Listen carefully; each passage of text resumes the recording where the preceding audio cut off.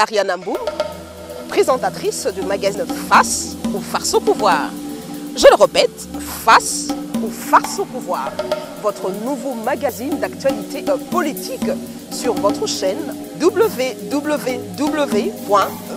universelle qui reçoit pour vous les acteurs politiques. Sans jambage, sans tabou, nous scrutons l'actualité en profondeur. Avec Ariane Mboum, je vous fixe rendez-vous dans votre magazine, je le répète, Face ou Farce au pouvoir. Face ou farce au pouvoir. Souvent, pour arriver au pouvoir, les politiques utilisent des discours démagogiques. Alors, si ce n'est pas le cas, moi je vous donne rendez-vous dans votre magazine Face ou Farce au pouvoir sur votre chaîne. Et vous est pris avec Ariane Mboum.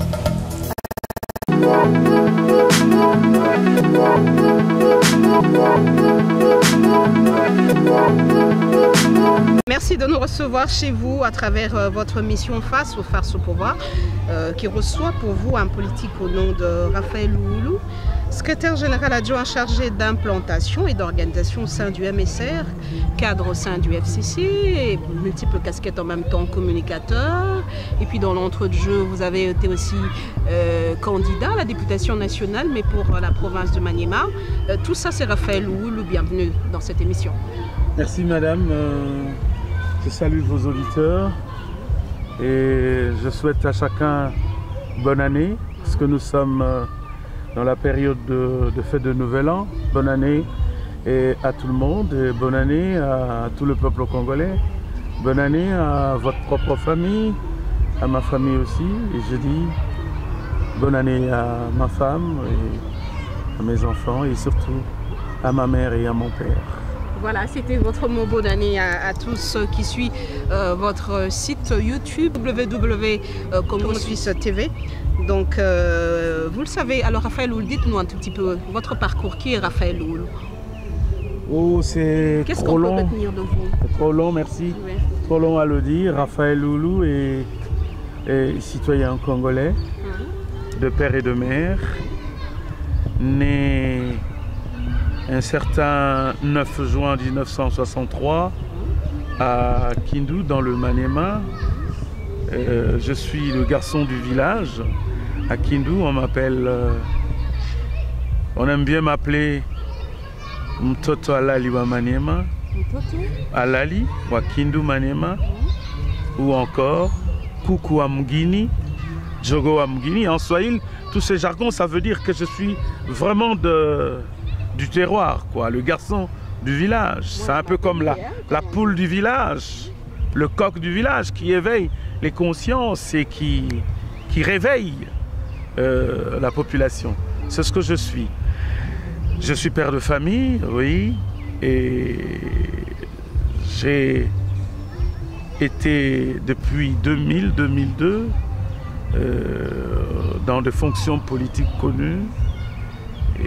J'étais député de la transition et rapporteur général de l'Assemblée nationale, et depuis 2007 conseiller principal du président de la République, son excellence Joseph Kabila, chargé des questions parlementaires et des institutions d'appui à la démocratie, et secrétaire général depuis 2015, secrétaire général adjoint du MSR, chargé de l'organisation et implantation du parti.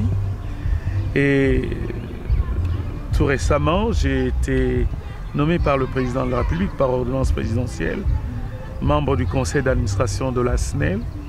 Je suis donc administrateur à la SNEL. Et encore, il n'y a pas longtemps, j'ai été désigné membre de la cellule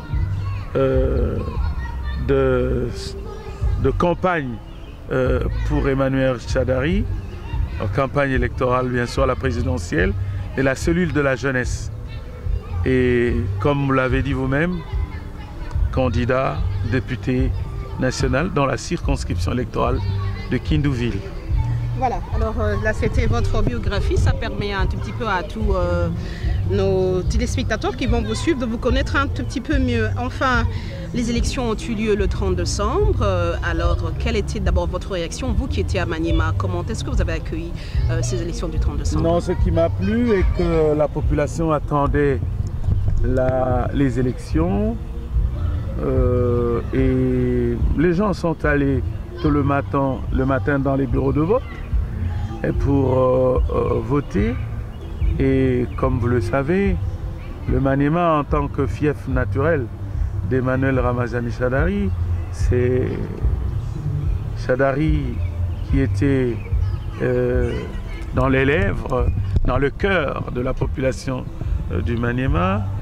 Et les députés, on devait aussi voter pour les candidats députés provinciaux et députés nationaux. Et jusqu'à 11h, 11h50, par là, 12h, tout se passait bien. Mais on a vu par la suite, il y a nos amis de l'opposition. Comme toujours, comme d'habitude. Oui, oui, qui sont venus. De la pierre de l'autre côté pour dire que ça sert certainement. C'est connu, ça fait. Dans le fait d'Emmanuel Shadary, on est l'opposition qui viennent boycotter. Oui, vous êtes sûr que ce n'est pas une manœuvre de la gens du pouvoir? Certains de ses frères, malheureusement, de territoire, de même village, oui, des aigris, il n'en manque pas, hein, et qui sont venus, qui ont, au vu au sud de tout le monde, distribué de l'argent pour qu'on vote pour les candidats de l'opposition. Et malheureusement, c'est sans compter avec la clairvoyance de nos électeurs, et beaucoup ont été dénichés. Il y a même certains d'entre eux, du moins leurs sous-fifres qu'ils ont envoyé donner de l'argent aux électeurs pour acheter leur conscience, ont été déférés devant le parquet à Kindu le même jour. Et nous avons de preuves, on attend le moment venu pour le présenter à qui de droit. Donc il y a des poursuites judiciaires. Et nous savons que ils ont fait cela, c'est pas par amour pour le candidat de l'opposition, mais tout simplement. Oh oui, je ne veux pas citer son nom ici. Ça ne m'a. Quel candidat? Il n'y a qu'un seul candidat farouche qui fait craindre le FCC. Ben non, il y a Félix. Félix était candidat, Fayoulou était candidat. C'est pour qui on a roulé ce jour-là? Ils étaient en train de donner pour le candidat qu'ils ont voulu. Les uns venaient pour Félix, les autres venaient pour Fayoulou. Donc nous avons vu de toutes les couleurs. Là. Et c'est dire que j'étais en train de dire, ce n'est pas parce que c'est par amour pour ce candidat de l'opposition, mais tout simplement par mauvais cœur, par rancœur, par aigreur, par revanche. Ils ont cru que en sortant des billets de banque, ils allaient faire tomber Emmanuel Ramazani Shadary chez lui, dans le Maniema, et particulièrement à Kindu, mon village natal. Donc, nous les connaissons, mais c'est une honte pour eux, parce que pour nous, c'est une honte pour eux, c'est la même pratique que vous faites aussi ici à Kinshasa. Peut-être, vous le dites si bien, c'était le fief d'Emmanuel Ramazani Shadary. C'était normal. Et c'est la raison qui a fait aussi que vous, le peuple du Kindu, vous avez refusé l'accès à certains opposants comme Martin Fayoulou de battre campagne dans cette partie de la République. Non, écoutez, on n'a pas refusé. On n'a pas refusé. Non, on n'a pas refusé. Il y a de l'amalgame là-dedans. Vous comprenez? De toutes les provinces de la République démocratique du Congo, tout le monde sait que le peuple du Maniema, c'est un peuple très hospitalier, pacifique. Et le Maniema est une terre hospitalière. Nous accueillons tout le monde chez nous. Quand vous arrivez au Maniema, vous avez des gens qui ont des entreprises au Maniema, qui font leurs activités commerciales au Maniema, sans être inquiétés. C'est pas comme ailleurs. Hein? Je ne voudrais pas citer les provinces, vous n'avez qu'à suivre mon regard. Mais au moins, au Maniema, nous acceptons tout le monde.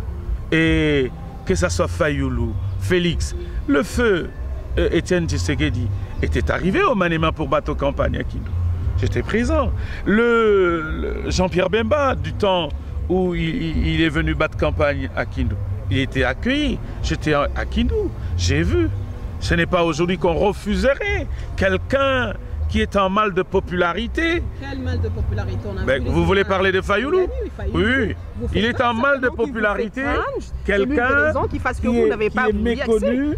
quelqu'un qu'on voudrait à tout prix faire entrer dans la bouche et dans le cœur de Congolais par les Occidentaux et pour mettre le Congo encore sous le joug colonial.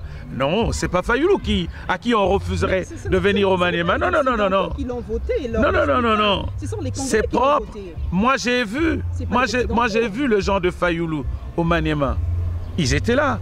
Pourquoi on refuserait de gens qui constituaient son équipe d'avance? On ne le refuserait pas d'arriver au Maniema et de travailler calmement, et on refuserait à Fayulu. Non, il a compris tout simplement qu'il n'avait pas d'assises. Moi, j'ai vu, j'étais avec quelqu'un de Fayulu qui a dit non, ça ne sert à rien de venir ici, vous n'avez pas de place. Vous comprenez?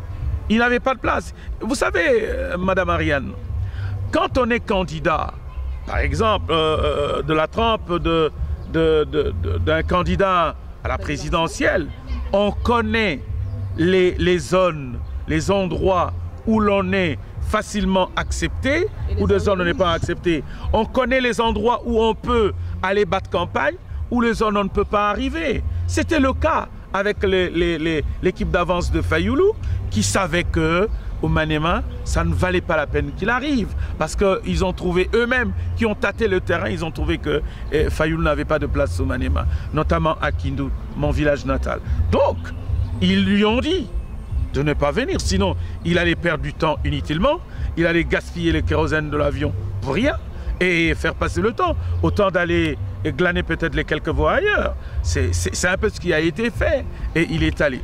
Voilà, alors on va poursuivre. Cependant, c'est vrai qu'on a eu des élections, mais on a comme l'impression que c'était des élections bâclées pour la plupart de Congolais qui le disent, qui sont allés voter, mais ce n'était pas facile. On l'a remarqué dans le bureau de vote, on empêchait à certains témoins, surtout de l'opposition, d'entrer et d'avoir le droit d'avoir des PV.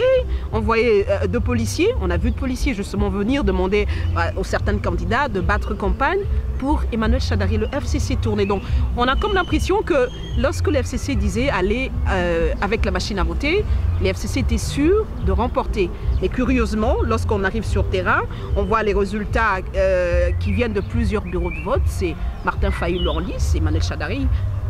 On voit un écart. Non, madame, je crois que c'est un jugement de valeur que vous portez sur les FCC d'abord, sur la machine à voter, et ensuite sur les candidats ou bien sur les électeurs en général.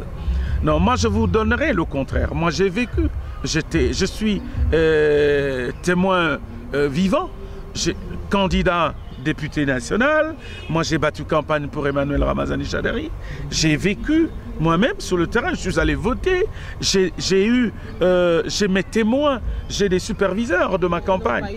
Non, non, attendez, j'ai tous les éléments pour pouvoir vous dire juste le contraire de ce que vous avez dit tout à l'heure. Premièrement, madame, d'aucuns avaient appris à tue-tête, les gens de l'opposition criaient la machine à voter, la machine à tricher, la machine à voler, etc. Que cette machine n'allait pas nous amener aux élections. Aujourd'hui, c'est un franc succès. Tout le monde, aujourd'hui, a accepté. La machine nous a amenés aux élections avec beaucoup de facilité. Beaucoup de facilité. Et même Martin Fayulu lui-même, qui ne voulait pas de la machine. Quelle contradiction, madame, est allé voter. Vous savez, c'est la belle image du 30 décembre. C'est de voir Martin Fayulu lui-même devant la machine, pendant qu'il a passé des années, 2 mois, 2 semaines et 2 jours entiers à rejeter la machine. Mais Martin Fayulu était devant la machine et il n'a pas dit, au sortir de l'île Zoloa, que cette machine avait compliqué l'élection. Il ne l'a pas dit.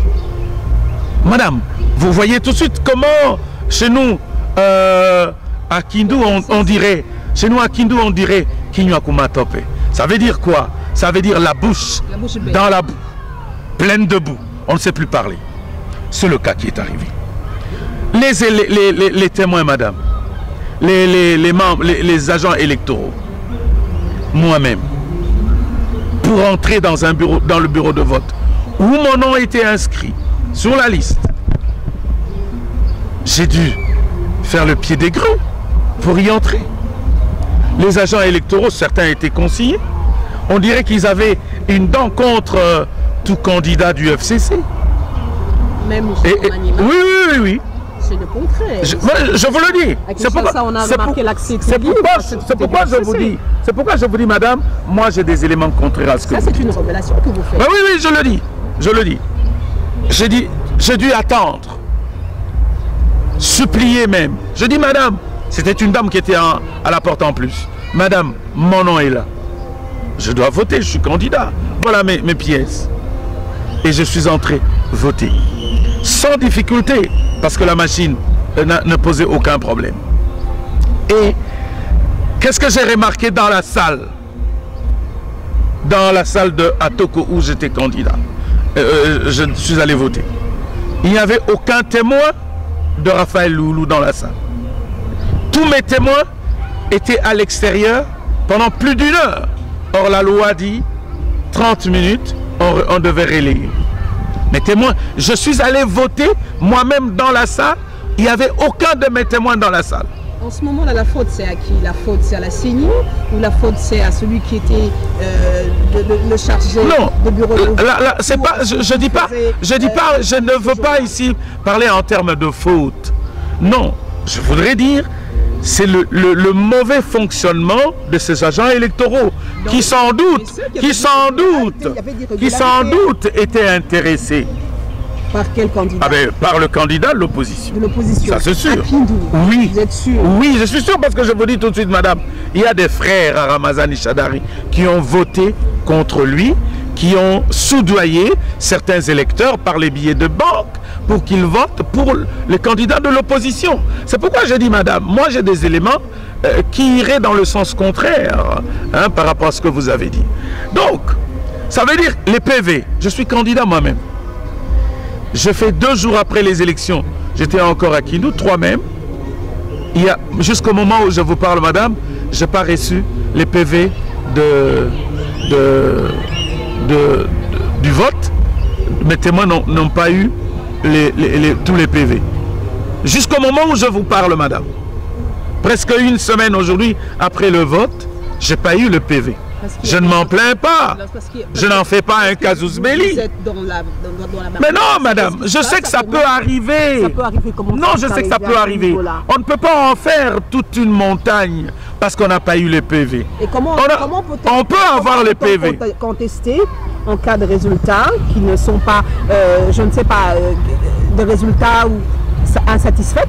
Madame, à ce moment-là, comment est-ce qu'on peut aller et heureusement que moi, auprès de la Cour de Constitution si on n'a pas oui, heureusement que moi et je pense tous les candidats du FCC, nous n'avons pas accepté d'aller aux élections pour préparer les contradictions. Nous acceptons les résultats des urnes. S'il y aura de réclamations, même si c'est à notre défaveur, oui, même si c'est à notre défaveur. Comment? Ça, c'est du nouveau de la part du FCC. Mais madame, c'est parce que nous sommes légalistes, nous sommes démocrates. Oui, c'est du nouveau. Au FCC, nous n'avons jamais préparé les contradictions. S'il y a des problèmes, des réclamations, nous allons nous adresser à la Cour constitutionnelle, bien entendu, et les éléments viendront de la CENI. La CENI a tous les éléments. La CENI a tous les PV. Les copies de PV sont à la CENI. Donc si vous avez besoin, en tant que candidat, pour une quelconque réclamation, vous allez vous adresser à la CENI. Parce que certains témoins n'ont pas ramené les PV, on ne leur avait pas donné dans les bureaux de vote. Faudrait-il s'éterniser à monter sur le toit de maison et crier « on n'a pas eu les PV, ça veut dire que les élections, etc. » Ça veut dire que, c'est-à-dire que non. On est serein, on attend sereinement les résultats qui seront publiés par la CENI. Et la CENI seule est l'organe habilité à rendre public les résultats des urnes. S'il y a des réclamations à faire, comme je le dis, nous allons auprès de la Cour constitutionnelle et la Cour constitutionnelle va faire une réquisition pour que la CENI apporte le PV nécessaire. Donc, nous connaissons la procédure. C'est pour ça que nous, au FCC, nous sommes sereins. Nous n'avons pas préparé, disais-je, les contradictions. Comment? La SENCO le dit, 846 bureaux fictive. La 846 bureaux et lors des élections, on a remarqué qu'il y a eu certains hauts dignitaires du FCC ont été prises la main dans le sac avec ces machines. Qu'est-ce que vous allez certainement le nier? Ecclésiastique, je dois beaucoup de respect. Mes seigneurs les évêques ont beaucoup d'intérêt à gérer les paroisses, à gérer les églises, à gérer les fidèles, oui, à la lumière de la parole de Dieu, mais pas à se substituer à la CENI. Ce n'est pas la SENCO qui doit rendre public les résultats du fonctionnement ou du déroulement des élections dans notre pays. Ça n'a rien à voir. La CENI n'est pas, la SENCO n'est pas concernée par ça. C'est pas des assignations qui rentrent dans ses attributions. Il faudrait que la SENCO se mette à l'écart, sinon elle risquerait encore de nous ramener à une vieille époque à laquelle on ne veut plus se référer, à l'époque de Mosengo. Non, aujourd'hui nous avons quelqu'un d'autre. Il faut lui donner le temps de continuer avec la mission ecclésiastique et non de venir se substituer aux institutions de la République. Et elle SENCO, Église catholique, soit-elle, elle est membre de la société civile, mais elle n'est pas la CENI. Je dis tout de suite, un seul conseil que je peux donner à la SENCO, c'est de ne pas s'ingérer dans ce qui ne la regarde pas. L'ingérence, vous le voyez partout au FCC. Oui, madame. On voit l'ingérence à l'intérieur du pays, donc on voit l'ingérence partout. Mais oui, lorsqu'il y a ingérence, on le dénonce. On ne peut pas se taire pour ne pas le faire et donner libre cours à certains qui croient qu'ils sont habilités à le faire pendant qu'ils sont à côté de la plaque. Voilà pourquoi je me permets, merci par votre micro, pour ramener la SENCO aux assignations qui sont les siennes. Ramener la SENCO aux assignations qui sont les siennes, on le sait dans quelques jours, d'ici peu certainement, que la CENI va devoir déjà nous donner qui sera le successeur de Joseph Kabila à la haute, à la magistrature suprême, allais-je dire. Dans l'entre-deux-jeux, pensez-vous qu'Emmanuel Chad arrive à remporter?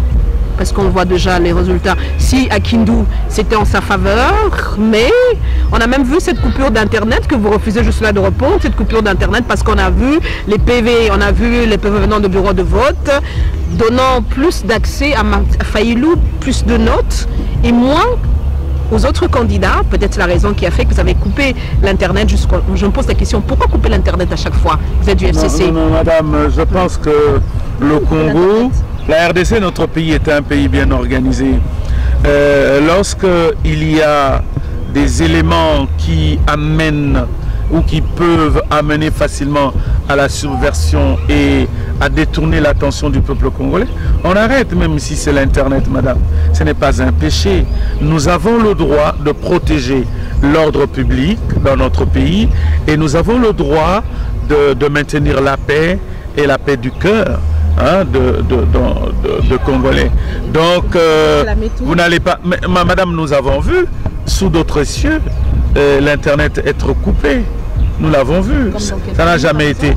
Dans quel pays madame, en Algérie, en Tunisie, à l'époque vous avez cité l'Algérie? Mais madame, mais ce sont d'autres pays, non?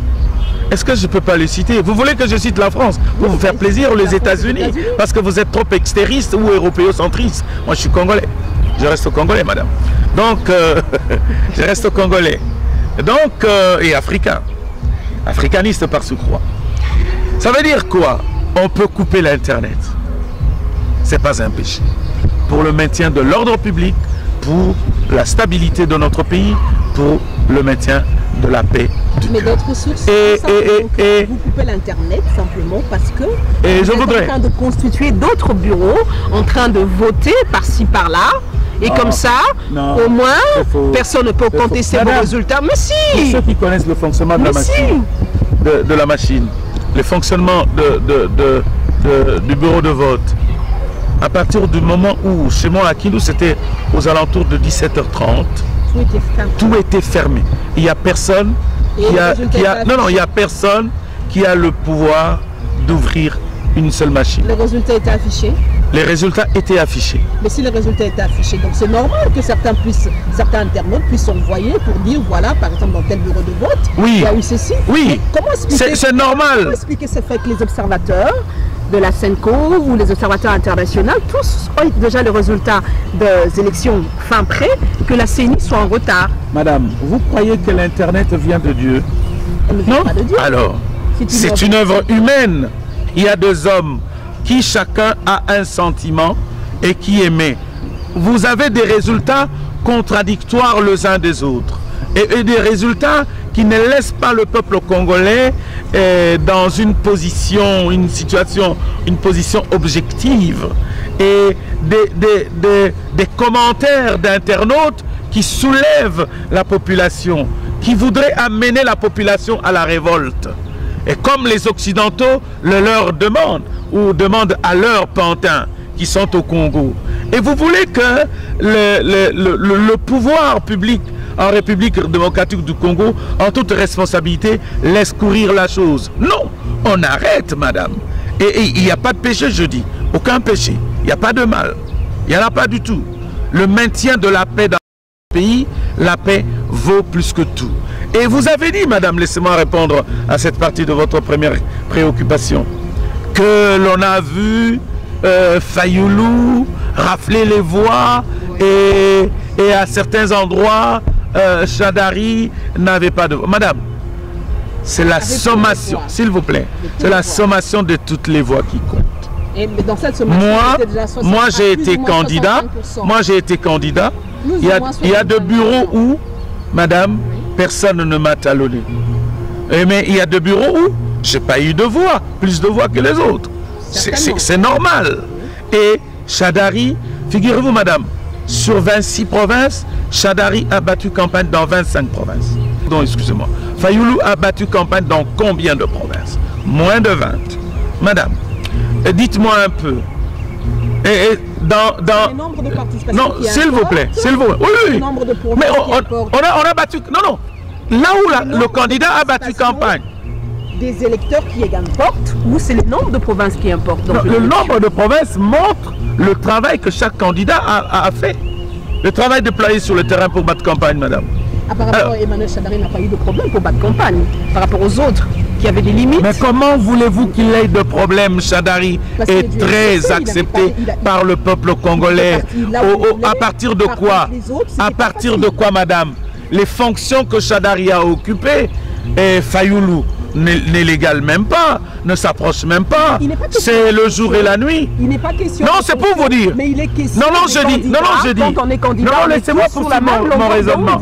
Laissez-moi poursuivre mon raisonnement. Ça veut dire que Chadari est mieux connu par le peuple congolais que Fayoulou.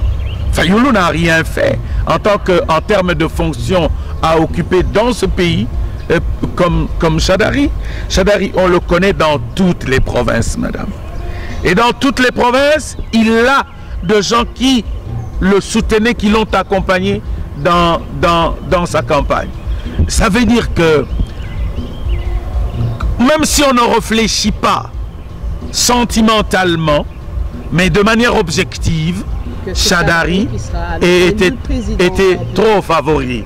Et il faut le dire, madame, Chadari, par le fait qu'il est allé ça et là, dans 25 provinces sur 26, Chadari a mieux préparé sa campagne que les autres.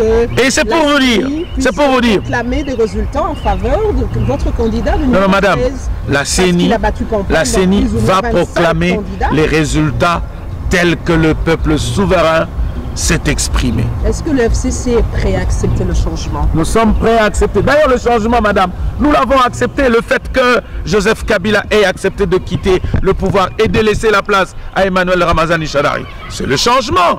Le changement dont on parle, c'est quoi? Ce devoir, c'est ça le leitmotiv des autres. Voir Joseph Kabila partir, que Kabila quitte le pouvoir, qu'il ne brille pas le troisième mandat. Nous voulons le changement à la tête du pays. Nous voulons le changement, nous voulons le changement.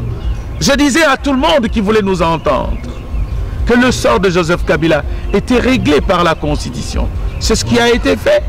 Il a respecté la Constitution. On n'a jamais vu ça en République démocratique du Congo. C'est la première fois. Il est le seul à l'avoir fait. Et madame, il a respecté la Constitution. Le changement qu'on recherchait. Le changement qu'on recherchait. Il y a eu les accords de la Saint-Sylvestre qui ont milité, qui ont fait qu'on est allé jusqu'à... Non, madame. Oui, il y a eu des accords, il faut le souligner. Non, madame. Il y a eu des accords qui sont venus. Madame, je serai tout aise pour vous parler de tout ça. Non. Mais au moins, laissez-moi terminer mon idée. Laissez-moi, s'il vous plaît, terminer mon idée. C'était pas un cadeau que vous avez fait. C'était pas un cadeau. Il a respecté la Constitution. C'était pas un cadeau. Il a démontré à la Banque du Monde qu'il l'a promis. Il l'a réalisé. Il l'a dit, il l'a fait. Le changement est là. Qu'on voulait. Joseph Kabila se déporte. Joseph Kabila cède la place démocratiquement à Emmanuel Ramazani Shadary. Et Ramazani Shadary viendra pour la poursuite de l'émergence du Congo. Voilà le changement, madame. Et nous, Congolais, nous sommes très heureux qu'il y ait passation civilisée, démocratique dans notre pays entre Joseph Kabila, le président de la République.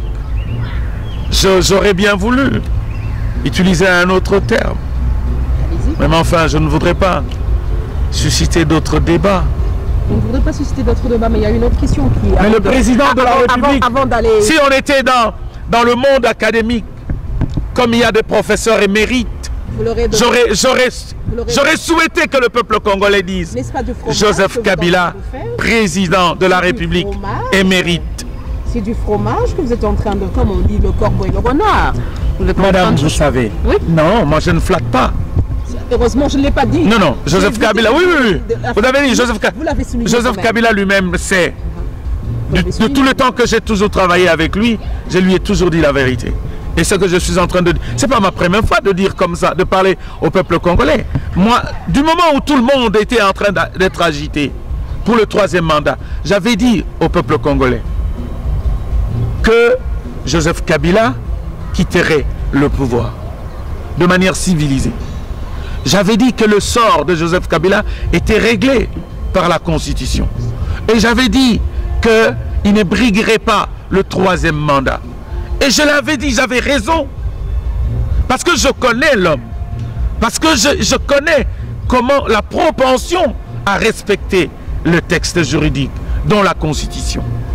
Ce n'est pas flatté, madame. Et quelqu'un comme ça, il est émérite, madame. Oui. Et Emmanuel Ramazani Shadary. Vous le vantez plus que Shadary, hein, à un moment donné. Vous avez un autre candidat qui est déjà là, son dauphin est déjà là. Oui, madame. Vous sont plus retournant, comme on le disait, Toton Dionanou, comme certains le disaient. Hein, certains le disaient. Malheureusement, certains au FCC certains, la majorité qui disaient Toton Dionanou, mais qui sont devenus des opposants. Non. Ce sont des gens sans conviction, des gens qui ne sont pas constants. De gens qui ils sont venus, ils nous ont trouvés. Ils sont partis. Nous sommes restés. Madame, demandez l'histoire. Renseignez-vous. Raphaël Loulou, c'est un homme, une personnalité constante. Toujours intègre. Toujours là. Il n'a jamais bougé. Il n'a jamais tergiversé. Je suis là. Je ne bouge pas. Je vais aller où, madame? Parce que je vois les gens qui sont en train de virer, volter à gauche, à droite, à la recherche de quelques intérêts mesquins et partisans. Vous ne recherchez pas les intérêts là où vous êtes? Les intérêts généraux. Vous ne le recherchez pas? Généraux. Pour servir le Congo. Ce que vous voulez me faire quoi? C'est pour la nation. Quand vous êtes là, c'est pour la nation. Madame, j'ai toujours travaillé honnêtement et de manière intègre pour mon pays et pour mon peuple. Informez-vous, madame. Un homme constant comme Raphaël Loulou, il n'y en a pas 6. Madame, un homme constant comme Raphaël Loulou, il n'y en a pas 3. Non, il n'y en a pas. Demandez, madame. Très constant, discipliné, intègre et très loyal. Ma loyauté, madame, ma loyauté n'est plus à démontrer. On la recherche pas. Loyal, vous ne serez plus là. On la recherche pas. Je suis loyal. Un autre intérêt qui fasse que vous êtes Raphaël Loulou, vous ne serez peut-être plus là. Quel autre intérêt? Je ne sais pas, les nombreuses casquettes que vous avez. Les casquettes. Quand on commence déjà à enlever toutes ces casquettes que vous avez auprès du pouvoir, je suis que vous devenez madame, je vous dis, il y a 2 fois où Raphaël Loulou est resté sur le banc de touche. Mais je suis resté constant, loyal, fidèle. Je suis un des fidèles, les fidèles de fidèles, madame. C'est la loyauté qui a fait que le chef de l'État vous a envoyé là où vous êtes? Comment? C'est la loyauté qui fait que le chef de l'État vous a envoyé là où vous êtes? La loyauté, la maîtrise de travail, hein, la compétence et toutes les qualités qu'un homme politique doit avoir. Vous les trouvez en Raphaël Loulou, madame. Vraiment, je pense que ça aurait été mieux qu'on vous mette quand même là où se trouve Lambert Mende. Mais non, écoutez, madame. Moi, je ne cours pas après les postes. C'est ça ma qualité. Après quoi? Non, non. Moi, c'est le service à rendre au peuple congolais. Le service à rendre à ma nation. Vous rendez au service, même un militaire, lorsqu'il va sur un cheval de bataille. Madame, écoutez, est-ce qu'il ait un galon? Moi, ma conception est tout à fait différente. J'étais moulu dans l'éducation chrétienne. Hein, et on ne sert pas le pays seulement quand on a de fonctions politiques à occuper. Donc c'est la chrétienté qui vous fait, qui fasse que vous restiez un homme loyal, fidèle, c'est parce que vous êtes qui n'a jamais connu de problème avec de gens, un pacificateur à outrance, quelqu'un comme moi, madame. C'est la parole de Dieu qui m'oriente, qui me guide, comme la Bible le dit. La parole de Dieu est une lampe à mes pieds. Voilà, je fais de la politique en restant chrétien. Je ne trompe pas dans tout ce que la mondanité nous apporte. Non, je reste intègre, un croyant, un fidèle, un prédicateur de la parole de Dieu. Je le suis. Aujourd'hui, malheureusement, on n'est pas dans une émission. Ben voilà. Prochainement, on va peut-être vous inviter. Parce que vous aviez voulu connaître Raphaël Loulou. Permettez-moi de vous le dire, vous m'avez donné l'occasion. Oui. Il est constant, loyal, pour rester en politique. Constant, loyal, fidèle. Le fidèle de fidèle. Demandez même à Joseph Kabila, il le sait. Demandez à Chadari, il le sait. Vous me donnez l'opportunité d'aller avec notre micro devant lui. Ben oui. On posera la question. C'est ça. Parce que vous savez, madame, ma constance a toujours payé. Ma fidélité et ma loyauté ont toujours payé. Donc je ne cours pas. Parce que vous m'aviez dit, hein, vous m'avez dit qu'il fallait que je sois à la place de là où se trouve Mende. Non, c'est pas mon casus belli. Si ça arrive, ça arrivera. Dieu fera que ça arrive un jour. Mais au moins, je ne dis pas que je dois me battre pour. Non, je me bats. Vous savez, j'ai plaisir à aider le Congo et à soutenir. Et chez moi, à Kindu, dans le Maniema natal, on me connaît. On me connaît pour ça, madame. Donc, les postes politiques viendront et elles viennent toujours. Il restera. Il restera. Il est constant. Un homme loyal. Un homme fidèle. Il y a un autre, comment dirais-je, une épée qui est en train de s'apaisantir sur le FCC, sur votre candidat. Est-ce l'Union européenne, vous le savez très bien, avait reconduit les sanctions? C'est la raison qui a fait que vous, du FCC, avez immédiatement, par le biais du ministère de ministre Cheo Kitundu, demandé aux représentants de l'Union européenne de partir. Qu'est-ce que vous visez? Vous visez des discussions nouvelles ou vous visez une nouvelle carte, une nouvelle reconsidération pour le candidat du FCC? Cette affaire de sanctions, quand est-ce qu'on sanctionne?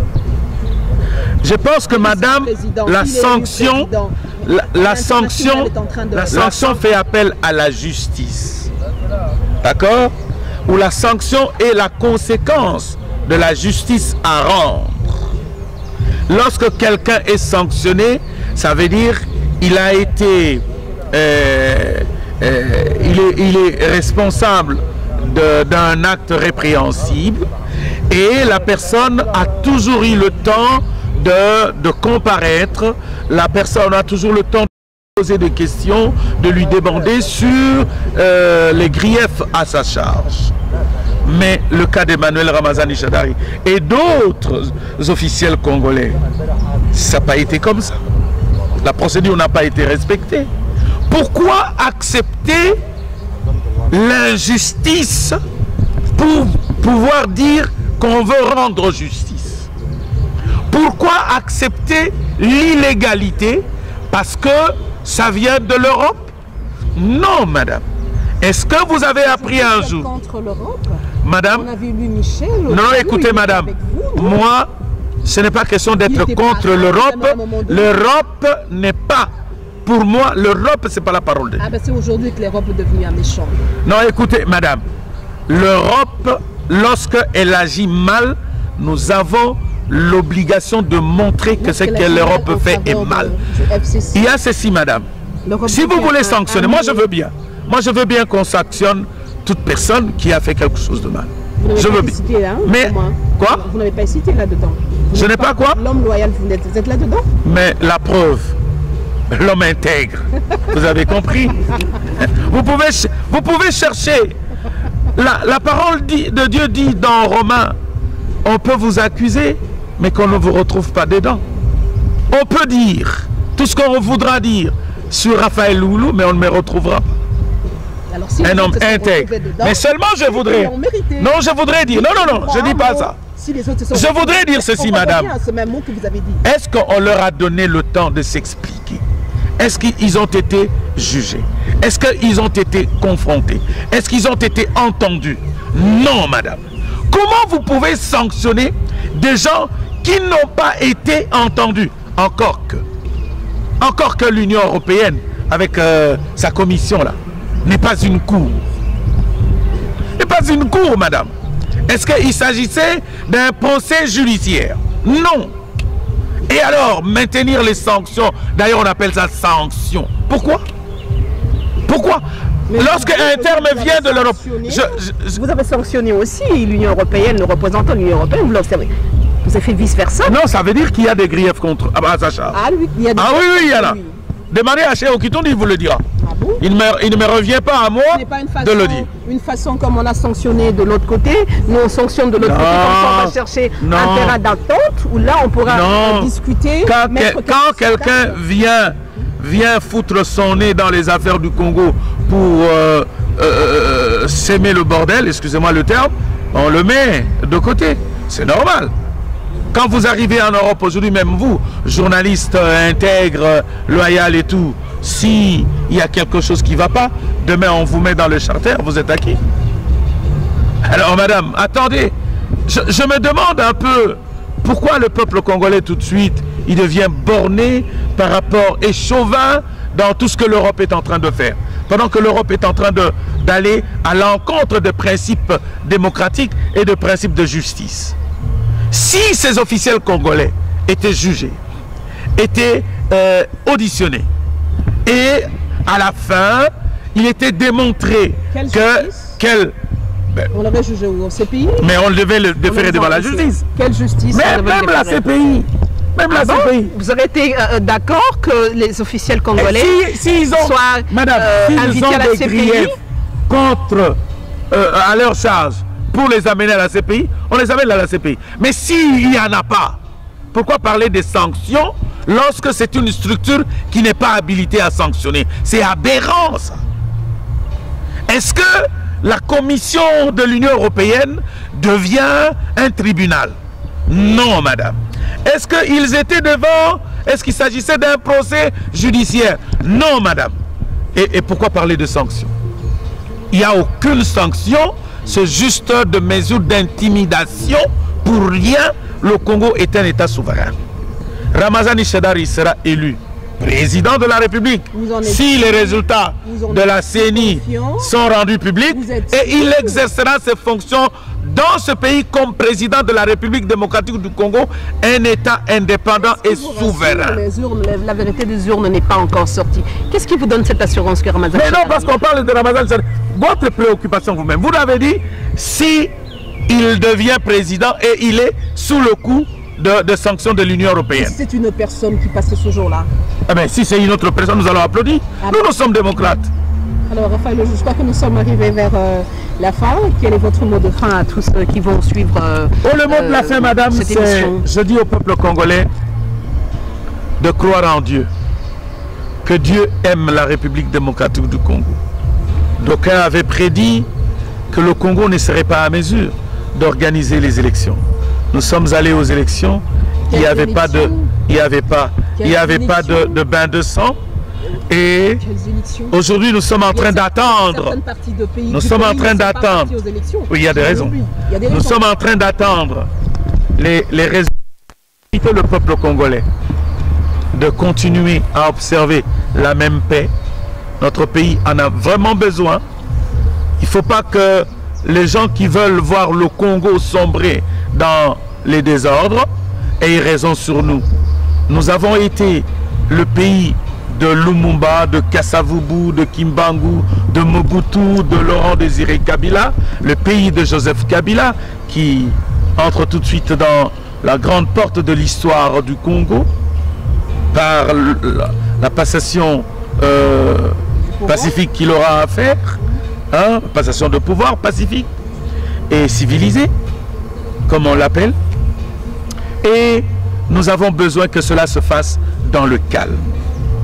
Que celui qui sera élu président de la République ne sera pas le président de la République d'un camp, d'un groupe, sera le président de la République de tout le peuple congolais, de tous les Congolais vivant au Congo et vivant à l'extérieur.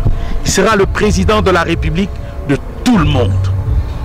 Et c'est à nous, peuple congolais, de l'amener à travailler pour l'intérêt de nous tous, pour l'intérêt général, à travailler pour le développement de notre pays et non à mettre le pays encore à feu et à sang à la suite de la publication des résultats qui seront rendus par la CENI. Non, nous voulons que le peuple congolais montre sa maturité parce que le peuple congolais est déjà mûr. Cette population est déjà mûre. Et plus de 55 ans d'indépendance, c'est déjà beaucoup.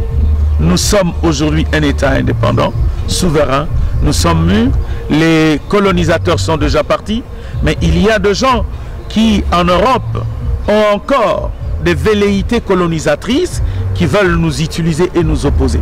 Nous sommes fils de ce pays.